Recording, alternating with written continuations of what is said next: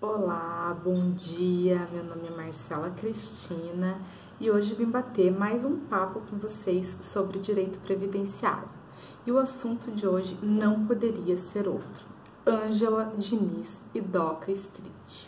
Bom, já faz algum tempo que, por indicação de uma amiga muito querida, eu tinha ouvido o podcast A Praia dos Ossos, da Rádio Novelo, que conta ali de um jeito muito interessante a história desse casal. E ali, muito envolvida na história que tinha acabado de ouvir, fui atrás também e consegui por um sebo online o livro escrito pelo Doca Street, contando ali a história do romance que ele viveu com a Ângela Diniz, contando tudo que ele sentiu, o que levou ele a cometer aquele crime brutal, como foi o julgamento dele. Ali contou até com alguma profundidade sobre a utilização daquele argumento da legítima defesa da honra, que recentemente foi ali alvo de grande abordagem pelo STF. Também sobre o segundo julgamento dele, o cumprimento da pena, enfim. E esse final de semana fui assistir ao filme Ângela, que foi protagonizado pela Isis Valverde. Bom, esse filme imagino que já esteja saindo de cartaz, consegui assistir aqui no Cine Passeio, na minha cidade, em Curitiba. E ele é um ótimo complemento para essa história. Bom, a Ângela era a pantera de BH.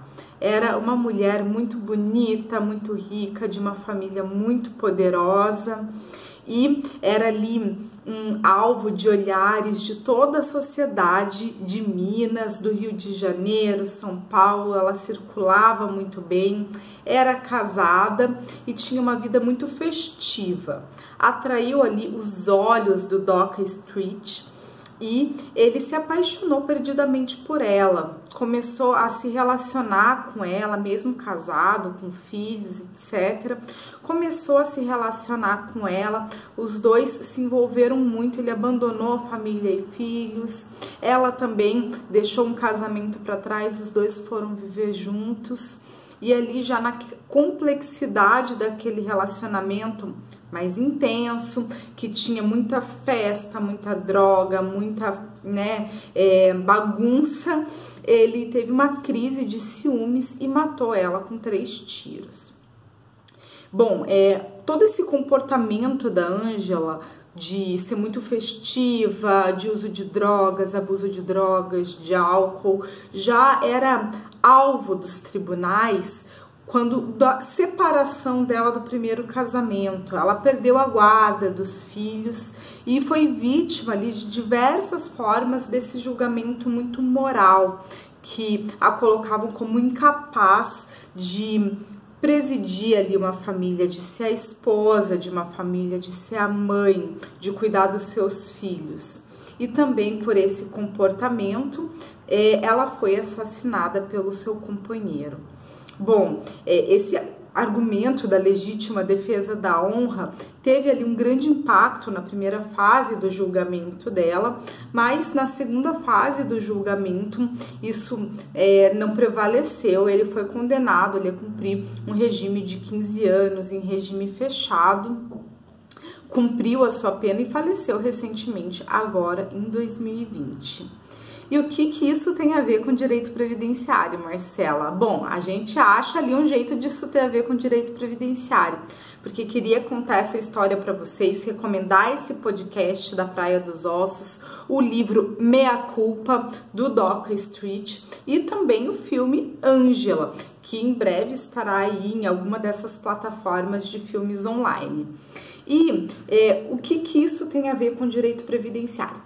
Bom, a gente já conversou em outros vídeos sobre as classes de dependente previdenciário na pensão por morte, que existindo dependente de uma classe, as outras classes serão excluídas e que o cônjuge e o companheiro são dependentes de primeira classe. Então, tendo ali um cônjuge ou um companheiro, ele será o primeiro dependente previdenciário na pensão por morte.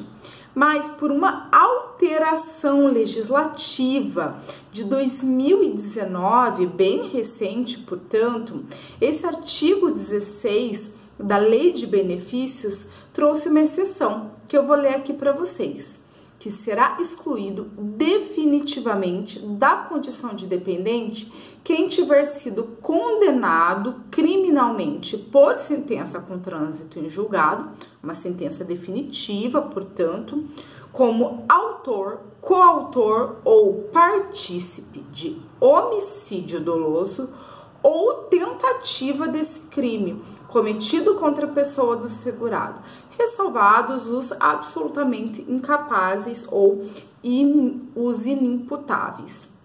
Então, quem cometeu o crime ou tentou cometer esse crime não pode ser dependente previdenciário. Então, ali fosse essa situação, né, o Doca Street, mesmo sendo companheiro da Ângela, mesmo que fosse seu cônjuge, não poderia pedir a concessão de uma pensão por morte. Mas o contrário não se aplica. Tivesse ali o caso de uma tentativa de feminicídio, uma tentativa de homicídio, ali a vítima, depois do falecimento do agressor, poderá sim pedir a concessão da pensão por morte, obviamente se comprovada ali que ainda eram casados ou conviventes, né, ou companheiros que ainda viviam em união estável. Então esse é o recado dessa semana e a gente volta em breve com mais conteúdo previdenciário. Um abraço e até mais.